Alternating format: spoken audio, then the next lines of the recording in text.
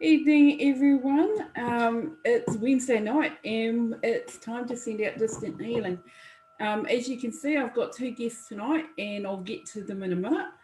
But if you would like some healing sent to you, please add your name in the comments. Healers, if you want to add your energy, it would be appreciated because all the healing, all the love we can share it is a benefit for everyone. Now, as you can see, we have two guests. First is Rachel. Say hi, Rachel. Hi, everybody. And our new special guest, who lives not far from both Rachel and I, is Gail. Now, Gail, I'm going to hand it over to you while I send out this healing, and I'm going to let you do your magic, okay? Wonderful. Thank you very much, everyone, and hi. Nice to be here tonight. So as Selena has said, I live in Forest Lake and I am a Bowen therapist, qualified Bowen therapist. I also am certified in manual lymphatic drainage, utilising complex decongestive therapy. So that enables me That's a mouthful.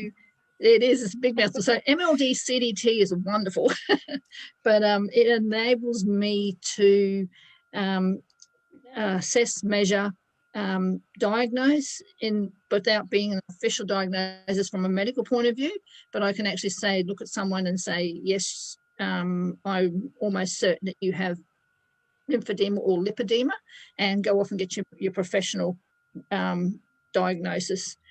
I'm also a scar tissue release therapist, and I used to teach that up until COVID hit last year, and I found the combination now of the three modalities is a really beautiful combination. It's a unique combination. There's not that much of a combination for therapists that is around. Do you want to tell everybody, Selena, a little bit about what each one does? Or yeah, please do. Yeah. Because I'm like, you said scar release, and I'm like, okay, this is going to be a really good one to have a look at. So scar release in a lot of other modalities is actually taught where they just gently massage it, and it helps relieve the pain and can soften it a wee bit, but not enough to actually break it down. And that's the technique that I actually use and have been taught. Is it actually, we can actually break down the scar tissue. In most cases, we can bring back better feeling, better connection from a body perspective. Whereas someone, for instance, a female who's had a cesarean, so that's gone through 7 different layers of the body, and it crosses over every single meridian of the body. So by breaking those energy channels, you'll have a lot of ladies who have a disconnect with their lower body. So we can bring sensation and feeling back into that, and energy flow back into that area. And it's not a God-given for everybody, but some of them just like the feeling that the fact that they can actually, they're comfortable now to look down at their scar. Whereas a lot of them will just, I get in and out of the shower and I'm done. They will not connect with their scar. Yeah, can I just step in for a minute ago?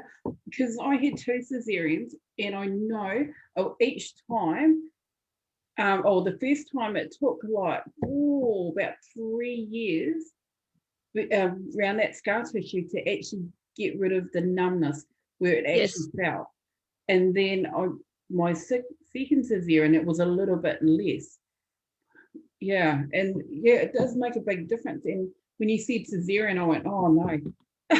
It is. Well, it's a really big thing, isn't it? It is, because it goes through so many different layers also.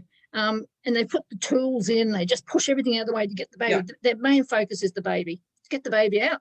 Yeah. And those dermatome tools can actually cause then further adhesions to happen further afield from the actual scar. And this also happens in a lot of people who have a little laparoscopy scar, and it's just a tiny little thing. And they say, oh no, it's just a tiny little scar. But then when you feel and palpate further afield, you can feel the scar tissue further and further. So it's about releasing those scars, and it can soften The only ones we don't tend to get a lot of, we might get maybe a little bit of sensation or something like that, but not much appearance change, is in keloid scarring. And where there's been scarification through cultural scarring, where it's become part of their culture. They've had that scar made to men going into boys going into manhood. Yeah. But it's great even for just like muscle tears and stuff like that, because we can feel where the proliferation of the tissue has started, and it might cause restriction. People don't realize that that small tear could have caused them a world of, range of movement restriction. So the three modalities working together is through the Bowen. It brings their body back into alignment and rest and relaxation. It's for musculoskeletal as well as neurological conditions as well. So I can treat babies in utero right through to the elderly. So bringing the person back into alignment, getting them in a balanced state. And then I've found lately that a lot of the lymphedema in the leg, if particularly back to the cesarean, if there's been a cesarean or a hysterectomy has occurred, the scar tissue will put up a roadblock for the lymph to be able to move through up from the leg and us to be able to drain that. So I encourage my clients, if they've got any sort of scars like that, to do the scar work first before we start on the regular MLD. So that's pretty much what I do. And yeah, it's I love it. as Rachel will know, she's one of my clients. So yeah, that's right. Yeah. I'm curious, Gail, with the scar release with C-sections, at what stage after the C-section would you recommend starting that sort of treatment? So as soon as you've got doctor clearance to say that I'm allowed to work on you, I can do. It's usually 8 weeks and past.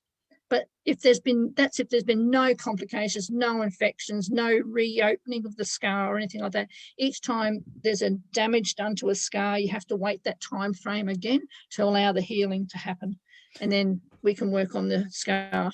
So 8 weeks or more. 8 weeks or more, yeah. Yeah, after. So if they've had that the person heals really, really quickly. Yeah. And it might be might be early if their doctor says, yeah, it's okay. Okay. And how many treatments? I'm asking because when I invited Gail on tonight, I hadn't even considered this. We were just chit-chatting away. And so my little girl, I say little girl, she's 22.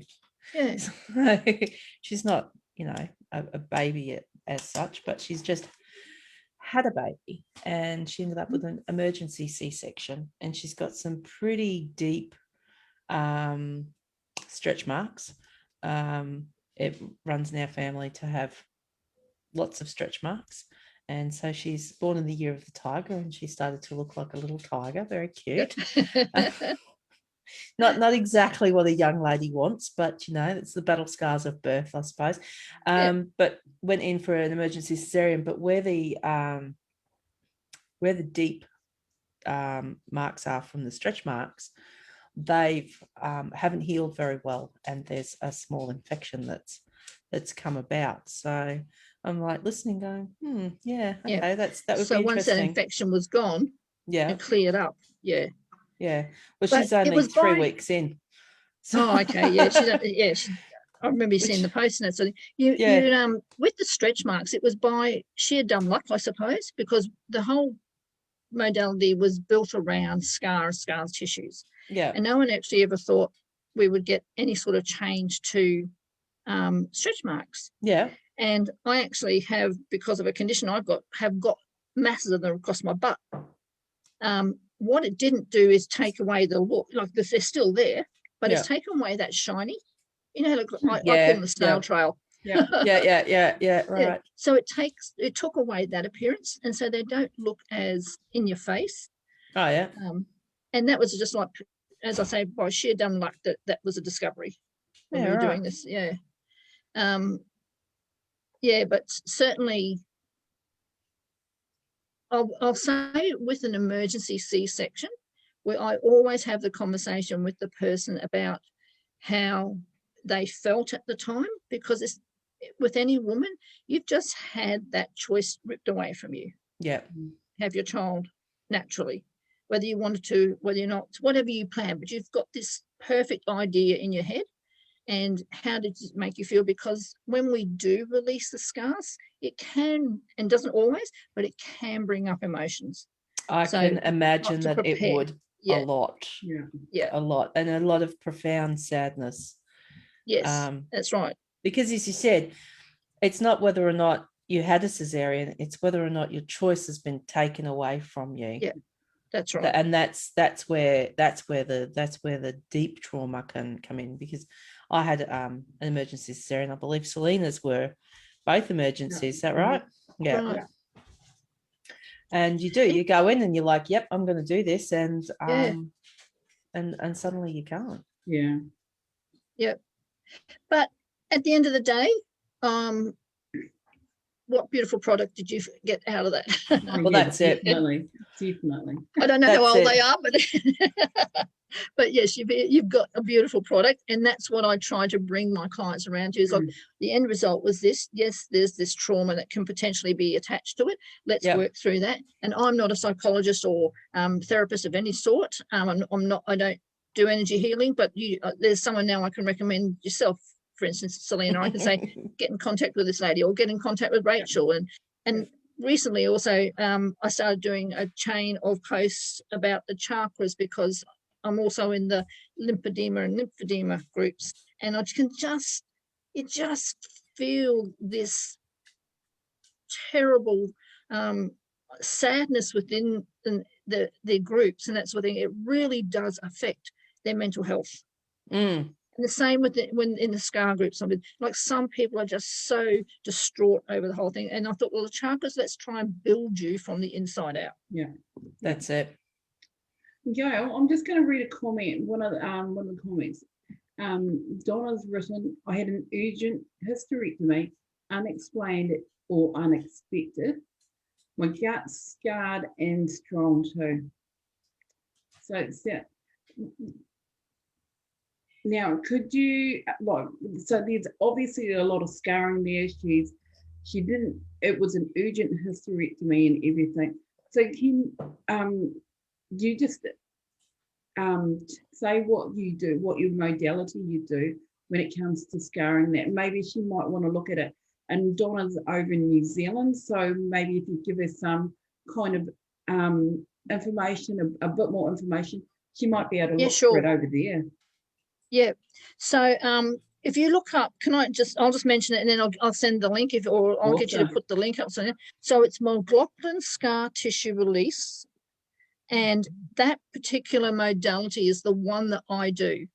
And I've also taught, and I actually taught a lot of the therapists over in New Zealand. Okay. So I'm not sure about whether you're North or South Island. I went to Christchurch and taught a whole heap there. But they came from all over New Zealand to come down to Christchurch. And so there's therapist says, so it is a hands-on, very gentle. We only work if that was my arm, I wouldn't be going in and pressing in really heavy. You wouldn't be able to basically see me pushing in. I will touch the scar and I will work to your level of comfort. And then I make a series of moves, and we break down the tissue where we can. Now, where it's breaking down, what improvements I make will not revert back to its previous form. Does that make sense? Yeah, makes sense. So if I had a 10 centimeter scar, I would break that up into sections of 5 centimeters and work 5 centimeters at a time, provided the person is okay, they're not having any adverse effects, they're not having an emotional upheaval with it or anything like that. We would wait for a couple of minutes, and then we'd move to the next 5 centimeters and work with that. Yeah. I can work on burns and all sorts of things. Yeah. So any form of scarring you can work on. Yeah. Okay. The only thing we won't work on is like porticats, or where there are DBS implants. We won't work on scars where there's been a breast implant, because if you think about it, the scar is there to hold that implant in place. So you've got to, we as therapists have to think about what was the purpose of the scar. Mm-hmm. And it may be that we can't work on your scar for a particular reason. Yeah. Okay. But Yeah, in that makes the sense. majority, I don't think I've turned anybody away so far. Yeah. But certainly it is very, very gentle. And I've clients who will come and see me for a treatment, and I won't see them for 6 months whilst they deal with whatever they have to deal with in not just life. And they'll come back, and that piece that I've worked on hasn't changed, and we'll go to the next section then. Or 18 months or more. Or more. It's been a while since I've seen Gail. I'll put it down to COVID. I'll put it down to COVID.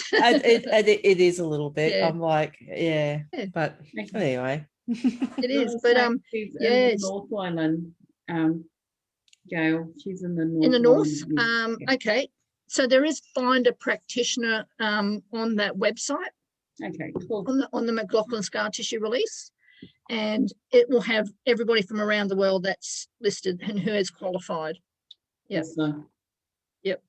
I hope that's helpful, Donna. There's a bit of information coming your way. Cool. Awesome. Yep. Cool. That's hers. Yeah, she's got here. Donna's got scars equals grief. That's what Yes. she's written.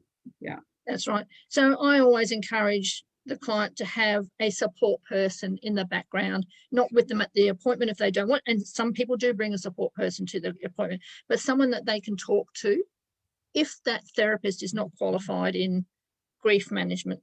Yeah. Yeah. Donna's written here, no chance boob implant, honey. No chance was. She wrote, no chance boob implant, honey. So yeah. Yeah. That's the thing too. It doesn't matter how old the scar is. I can treat someone who's had a scar for 50 years and still potentially make a difference. 60 years, it does not matter. Yeah. Yeah. Cool. So Okay, what's your favourite modality, Gail? Yeah, that's a good question.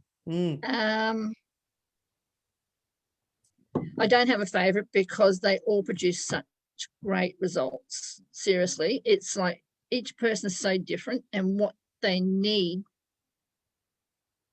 I'll be honest, I get into the rhythm of doing the MLD and I can find myself falling asleep.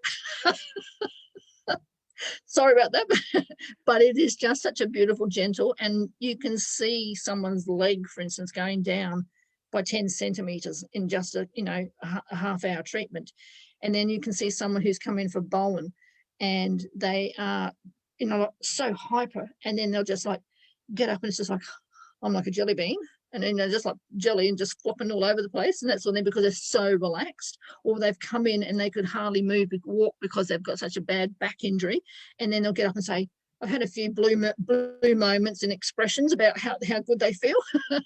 And then the scar, you've literally changed someone's life from, the most common thing I see is women with cesareans have got that forward stoop. So they don't actually stand up straight. Okay. Yeah. And it may be very, very, very, very minor, but I can see it a mile coming and they'll say, oh, I've got a bad back. And it can be so connected to that bad back just by having that tight scar on the hysterectomy and or cesarean. Yeah. Sounds like you might have to organise, group sessions. I'm thinking in a few weeks' time, Selena, Amethyst, and I'll have to head on over and do varying levels of scar release. Yeah. So yeah. But yes, they're all just such beautiful techniques, and I work them together so that clients get the best benefit out of them all. Yeah. So do you if you had someone come into for a healing, let's just say they've booked in with a Bowen, but then you notice there's a scar, and would you discuss it with them at the time whether they want to work on that as well? Yep. So I always send out my client intake form beforehand so that they are aware of the types of things I heal or deal with and treat. It gives them then the opportunity to write down about their scars as well, if they've got any. Yeah. And then when they come in, we have that conversation. Now, it might be that they've forgotten about, quite often, scars on their back. So if they've, for instance, had a melanoma or something like that removed, they will have forgotten where it is. They'll have forgotten they even had it. And then you'll be working on them and say, oh, can you tell me about what this scar is? Now, you'll either see the person go very, very quiet because there's been that connection, that deep connection, or they'll just have, I call it verbal diarrhea, and away they go, and they'll tell you all about it, and they're quite proud of their scar, and et cetera, et cetera. So it's about working with the client there and then to talk them through, and you might not raise it again, and you let them go away and think about it, and then they'll come back and say, how, I'd like you to work on that scar, or let's give it a go, or something like that. Yeah. And by doing that, you're allowing them to take control of their healing process, aren't you? Yeah. And all my clients know that if there is any of the modalities happening and they suddenly think, no, sorry, this is not for me, they can stop it. They are in complete control and they can stop it at any time. Yeah. Nice. Yeah. Now, you mentioned that Rachel is one of your clients. Now, I've heard Rachel talk about you for a number of years now. So, Rachel, would you like to share what you've shared with me over the years about going and getting your treatments from Gail? I can. I do speak a lot of crap. I tell you what, Gail, she has talked you up big time then. All very true. All very true. But yes, so Selena was with me when my shoulder went out, and I couldn't lift it. And Gail remembers me from when I walked in, and I was like, I could hardly move. I couldn't lift my arms. Yep. I couldn't wear a bra. I couldn't get dressed. I couldn't do anything. It was absolutely shocking. And although my shoulder does still act up a little bit, and I had been meaning to come and see you because I decided to take up fire spinning. Okay. I love how you throw all these things at me. And I didn't have a mirror, so I videotaped it, and I went and I showed it to my husband, and I said, and right there's when I put my shoulder out. Oh, you knew so it, yeah. For those of you that aren't brought up in an environment that use poi, you've got to make sure you keep your shoulders in. So I had my arms out and I was doing something, but because I'm heavy chested at the front there, had my arms out too far. So I've been working on that and straightening it out. But Gail, I've had a couple of Bowen therapists. My first Bowen therapist no longer works. She did a slightly different modalities of it. So she did positive Bowen therapy. She did the whole body. So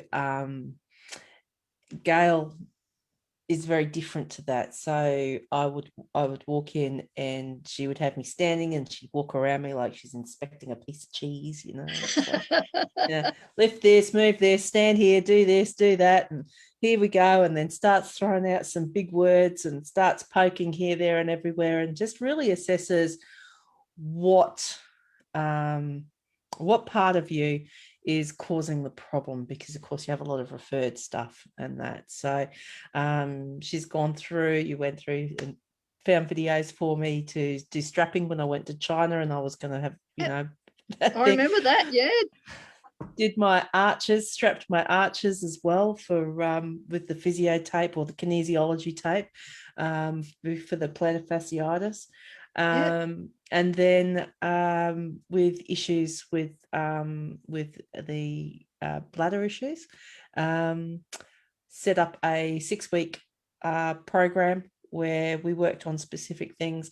And what I found very interesting was one time, so sorry you guys out there that might be listening, I know sometimes you like to block your ears for these sorts of things, but I had my moon flow at the time, and the Gail did a Bowen technique. She was working around my pelvic region, and my period has been significantly better since then. And also now I have some CBD oils that I rub in as well. So they're wonderful. Cool. They're wonderful. So Gail's, she sort of goes up and down and checks things out. And one of the things I was going to catch up with you, so I'll do it now and talk about it. We're booking now, aren't we? No, but because we went through all these different things, and then my lower back, my right at the base of my tailbone was excruciating, and I was on the phone to the doctor, and we were, because of course COVID, telehealth and stuff, and he's quite intuitive as well, good with bones and muscles and nerves. That's his forte, and he said, oh, maybe you should look up pudendal neuralgia. So I always thought that the pain that I had was sciatica. Mm-hmm. Doctors had previously told me it was sciatica. I would have come to you and said I have sciatica. I would have been convinced pain runs down. But a couple of times people have said about it running down to down past my knee, and I'm like, nah, it actually stops.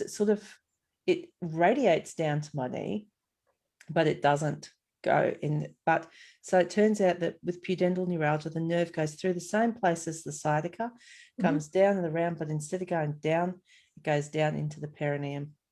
And all of the exercises that I had been doing for pelvic floor exercises are incorrect for pudendal neuralgia.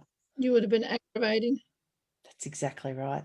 And I thought that would have been a wonderful piece of information when we were working on my bladder, because since I've shifted the way I move, the way I exercise, I've used the CBD massage oil in the same area that you would have a pudendal neuralgia, a pudendal block.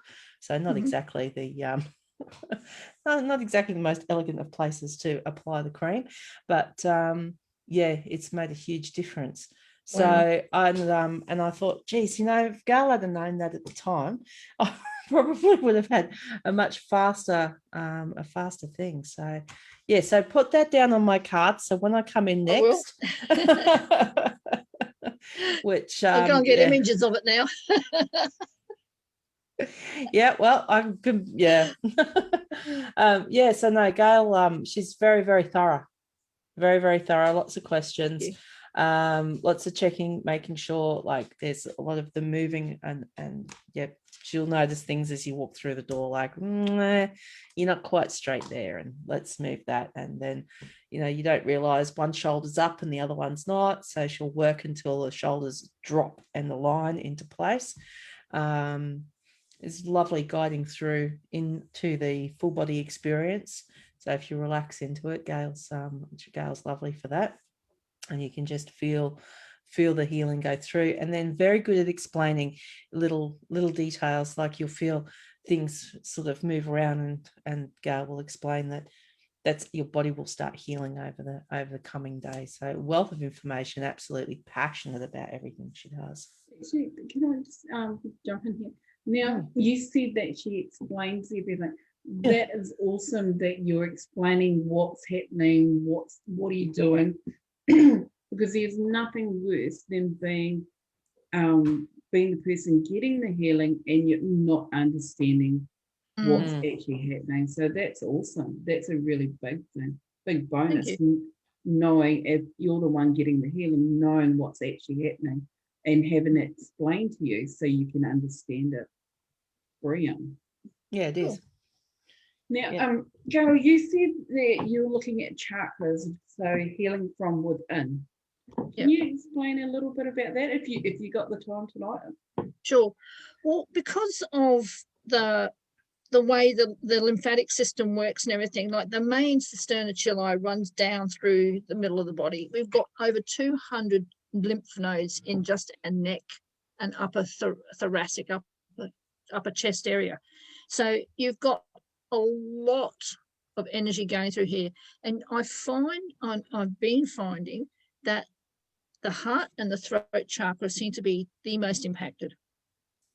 And I just thought, because the predominantly women that I have dealt with don't feel they can speak up on their behalf. and get the various medical professionals to explain to them what's happening to their body. They're just letting it happen. And I just felt with the whole chakra, by addressing the chakras and changing and starting from the first one and working your way up, then find the one that's really resonates with the individual so that they can work on that and strengthen that chakra. Yeah. I also have what I embrace the rainbow diet. And by that, with each chakra, there is a color of a food group that is associated with it. So if one day I would eat anything purple, and then the next day it might be anything or everything that's green and everything that's red, and work that way up. And I found I got for day 4 into it, and I didn't have to go any further. I had the most enlightening moment when I did it, and I could just think and see the world so much more clearly. And I felt more connected with myself, and I just like that practice.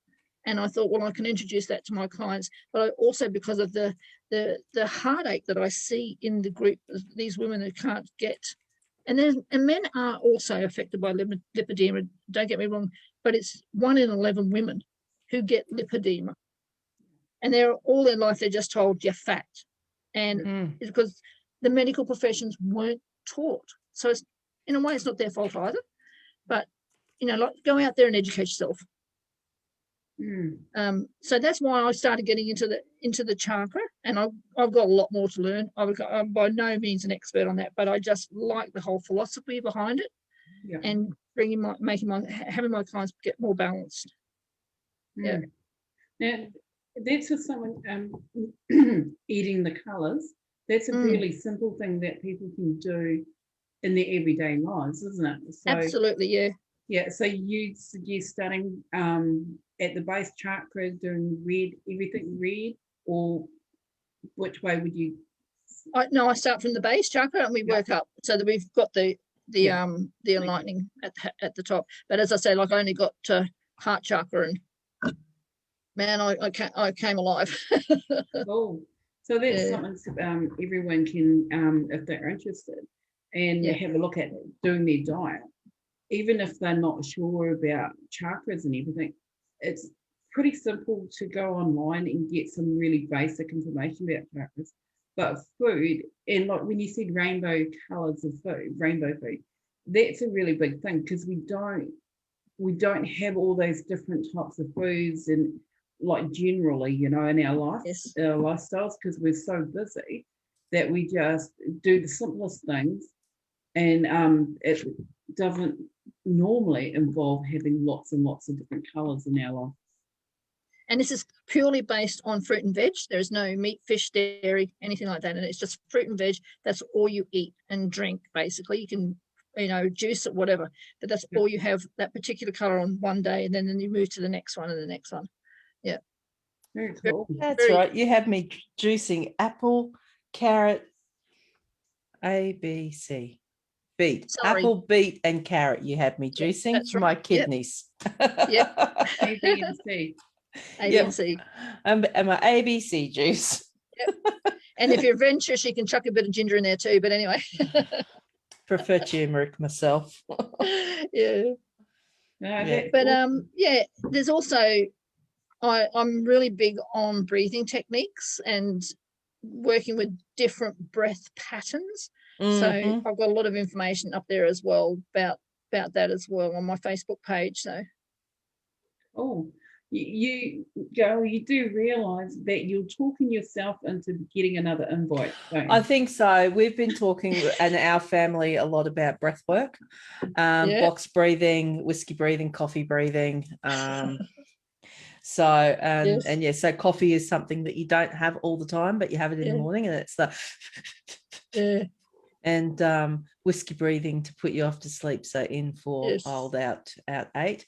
And I do meditations, so we do a lot of breath work in that as well, and counting and having a bit of brain entrainment of sounds in the background and that. Cool. So, and how very, very important breathing is, funnily enough, to actually get rid of excess weight.